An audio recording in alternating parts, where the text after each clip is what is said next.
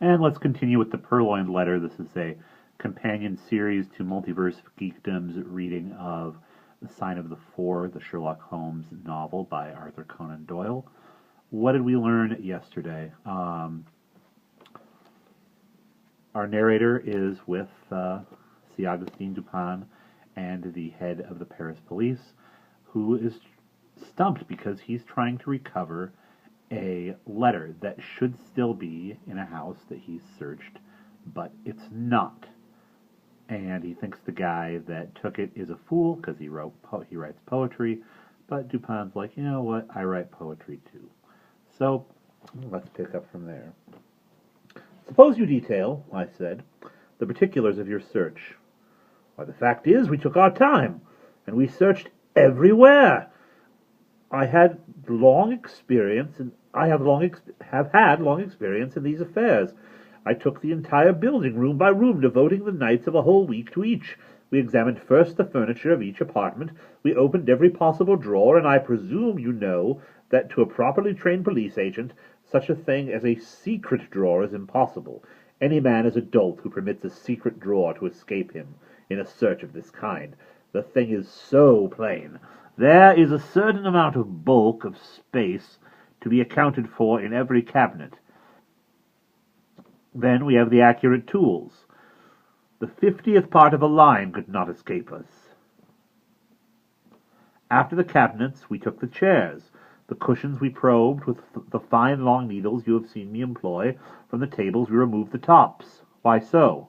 Sometimes the top of a table, or other similarly arranged piece of furniture, is removed by the person wishing to conceal an article. Then the leg is excavated. The article is deposited within the cavity, and the top replaced. The bottoms and tops of bedposts are employed in the same way. But could not the cavity be detected by sounding? I asked. By no means, if, when the article is deposited, a sufficient wadding of cotton be placed around it. Besides, in our case, we were obliged to proceed without noise. But you could not have taken to pieces all the furniture in which it could have been possible to make a deposit in the manner you mention. A letter may be compressed into a thin spiral roll, not differing much in shape or bulk from a large knitting needle, and in this form it might be inserted into the rung of a chair, for example. Did you not take to pieces all the chairs? Certainly not, but we did better. We examined the rungs of every chair in the hotel, and indeed the jointings of every description of furniture, by the aid of a most powerful microscope. Had there been any traces of recent disturbance, we should not have failed to detect it instantly.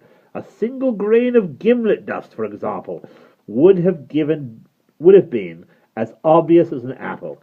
Any disorder in the gluing, any unusual gaping in the joints, would have sufficed to ensure detection.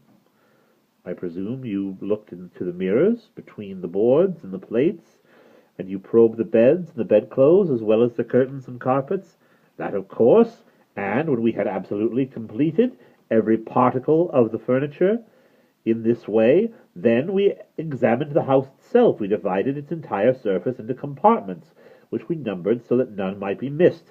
Then we scrutinized each individual square inch throughout the premises, including the two houses immediately adjoining, with the microscope as before. The two houses adjoining? I exclaimed. You must have had a great deal of trouble. We had, but the reward offered is prestigious. You include the grounds about the houses? All the grounds are paved with brick. They gave us comparatively little trouble. We examined the moss between the bricks and found it undisturbed. You looked among D's papers, of course, and into the books of the library? Certainly. We opened every package and parcel. We not only opened every book, but we turned over every leaf in each volume, not contenting ourselves with a mere shake according to the fashion of some of our police officers. We also measured the thickness of every book cover with the most accurate measurement, and applied to each the most jealous scrutiny of the microscope. Had any of the bindings been recently meddled with, it would have been utterly impossible that the fact should have escaped observation.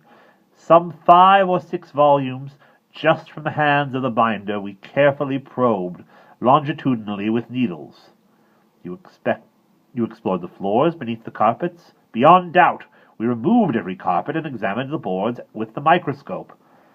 And the paper on the walls? Yes.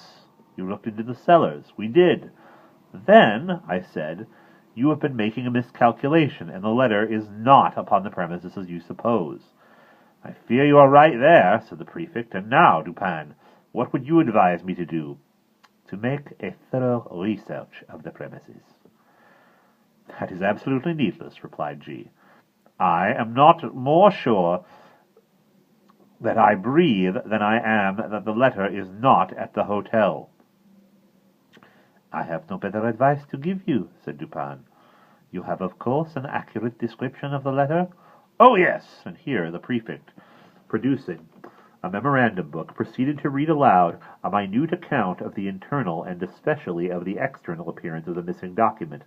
Soon after finishing the perusal of this description, he took his departure, more entirely depressed in spirits than I had ever known the good gentleman before. And about a month afterward, he paid us another visit, and found us occupied very nearly as before. He took a pipe and a chair, and entered into some ordinary conversation. At length I said, Well, but gee, what of the Purloined Letter? I presume you have at last made up your mind that there is no such thing as overreaching the minister. Confound him, say I, yes. I made the re-examination, however, as Dupin suggested, but it was all labor lost, as I knew it would be. How much was the reward offered, did you say? Asked Dupin. Why, a very great deal, a very liberal reward. I don't like to say how much precisely, but one thing I will say, that I wouldn't mind giving my individual check for 50,000 francs to anyone who could obtain me that letter. The fact is, it is becoming of more and more importance every day that the reward has been lately doubled. If it were trebled, however, I could do no more than I have done. Why, yes, said Dupin, drawingly between the whiffs of his meerschaum. I really think, G., you have not exerted yourself to the utmost of this matter. You might do a little more, I think, eh? How? In what way? Why,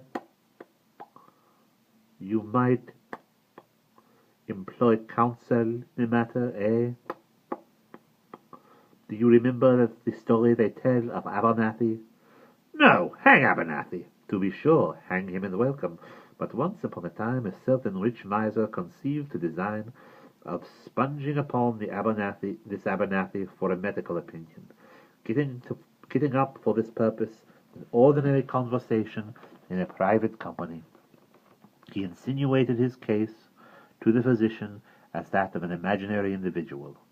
We will suppose, said the miser, that his symptoms are such and such. Now, doctor, what would you have directed him to take?